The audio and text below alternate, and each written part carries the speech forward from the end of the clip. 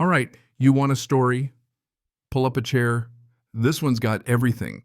Privilege, poison a pink blazer straight out of a daytime soap, and the kind of twist you only see when the universe decides to play both judge and jury. I'm not exaggerating. What happened to me and my son at Northwood Academy makes most private school drama look like kindergarten nap time. You think you know how this goes, but trust me, you don't. It all started the day my son, my kid who could sketch circles around Michelangelo and ace calculus in his sleep, got accepted into Northwood. Top high school in the state historic campus, the kind of place where the ivy climbs as high as the ambitions. He earned a full ride, both academics and arts. I was prouder than a rooster on the barn roof. So we're at orientation, me in my one decent suit, him in new jeans and a t-shirt he picked out just for this day, nerves hidden behind his dreads and a grin that didn't quite reach his eyes. That's when she showed up. The pink blazer, head-to-toe power suit dragging her daughter behind her like a designer purse she forgot to put down. She stops, looks my son up and down, and with the voice of someone who's never had to wonder about rent, says, "I hope you're not planning on bringing any of that rap music or marijuana onto this campus. We have standards here, and I'll be damned if I let my daughter's environment be compromised by affirmative action." Right there in front of God, the principal and the sprinklers chirping off in the distance. The world stopped. My son, bless him, just stared like he'd been hit with a pop quiz in Martian. Me. I felt that old heavy heat rising, big, black man anger, the kind the world loves to weaponize against you. I forced myself. Calm, squeezed his shoulder and told her, in a voice cold enough to fog glass, "My son earned his place here. I suggest you get used to seeing him on the honor roll." Her face turned a color I haven't seen since raw steak. She launches into a tirade about her family being Northwood royalty donors, their name on the building, all that. And that, folks, was the shot heard round the courtyard. The first battle line drawn. The headmaster, Mr. Gable, who has the backbone of a chocolate eclair, comes running, trying to sweep the mess under the rug with offers of private tours and tea. He looks right through us, desperate for the problem to go away. Pink blazer gets ushered off, but not before throwing a look that would wilt plastic flowers. My son's stoic, but I saw it under the surface, the hurt. We finished orientation in a fog. Every handshake felt forced. Every look was a question mark, or worse. On the drive home, my son just stared out the window, sketchbook untouched. He finally said, "I was so excited, Dad. Now it just feels different." And that's when it hit me. She'd done it. In one breath, she'd tried to poison a dream. Weeks went by. I braced for some administrative error to kick my son out, but it never came. Instead, he went full throttle classes, friends, especially the other scholarship kids and art crowd. But the shadow never left. Her daughter, let's call her Chloe, shared classes with him, never speaking, just glaring. Pink blazer herself was at school every other day, hovering, always watching. And then the paper cuts started. A teacher joked about my son explaining the urban experience. A few lacrosse boys started calling him scholarship. I complained, got the usual boys will be boys and zero tolerance lip service. If you're wondering, that's code for don't rock the donation boat. But Pink Blazer wanted more than a Cold War. She needed a coup. Cue the annual fundraising gala, the crown jewel of Northwood society. Not our scene, but I bought tickets anyway, ready to plant our flag in the marble ballroom. We walked in, every head turning, every pearl clutching. She got on stage talking about protecting the investment and not diluting standards. Never said his name, but she didn't have to. The applause told the story. That was it for me. I started digging, not at her, but at the school's finances. Northwood's a nonprofit. Their records are public if you know where to look. And wouldn't you know, millions funneled through no-bid contracts to a company called Ainsworth Group. The kicker. That's Pink Blazer's maiden name, her brother's company, same address as her husband's hedge fund. They'd turned the school into their own private ATM. While I'm knee-deep in paperwork, the universe plays its own cruel joke. School project, my son's partnered with Chloe, the very girl whose mother wants him gone. Neither kid is thrilled, but the teacher won't budge.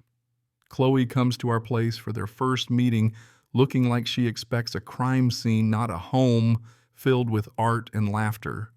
They barely speak until she notices his sketchbook. She's a photographer. He draws. Suddenly the wall between them cracks. It didn't melt all at once, but it shifted.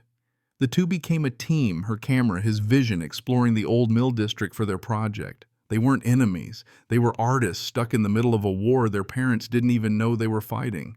Of course, Pink Blazer freaks out, starts stalking Chloe, even bugs her car. Yeah, you heard me. The woman put a tracker on her own daughter's car just to keep her away from my son. And Chloe, she starts rebelling, hiding, lying, finding ways to keep meeting for the project. Eventually, she confides in my son her mother's got a PI on me, a corkboard labeled problem. My lawyer starts drooling. This is textbook harassment. We keep documenting. Meanwhile, Pink Blazer ramps up the smear campaign, hits my business files, bogus complaints, spreads rumors, the whole 9 yards. And still the kids keep working. Their project on the Mill District becomes their shared defiance.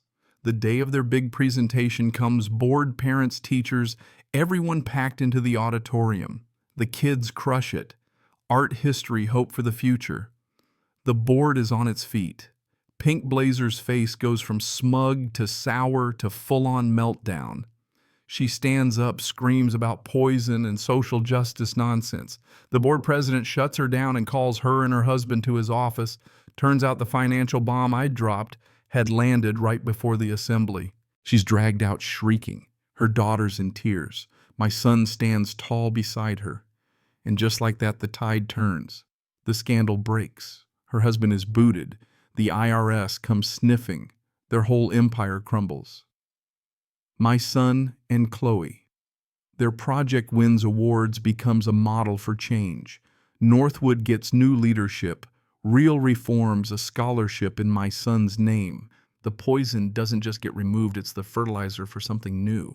But here's the thing, evil doesn't go quietly. 2 years apiece, then the aftershock hits. The school is broke.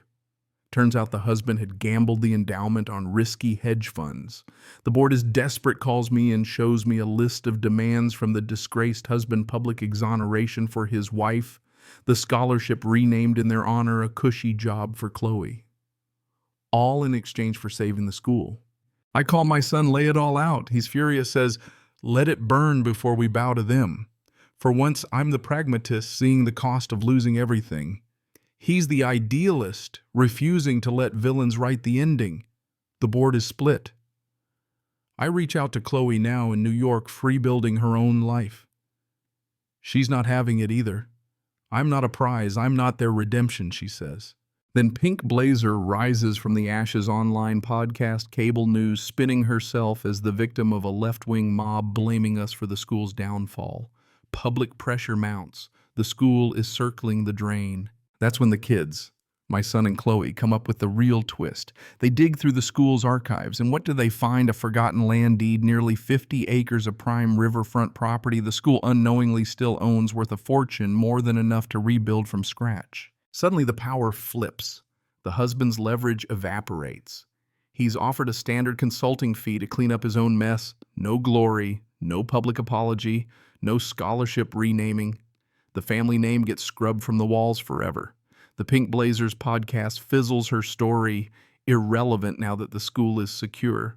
The board turns to the kids who saved them, my son, now an architecture grad, and Chloe the artist. They're asked to help lead the redevelopment of the Mill District, affordable housing, community arts, the works.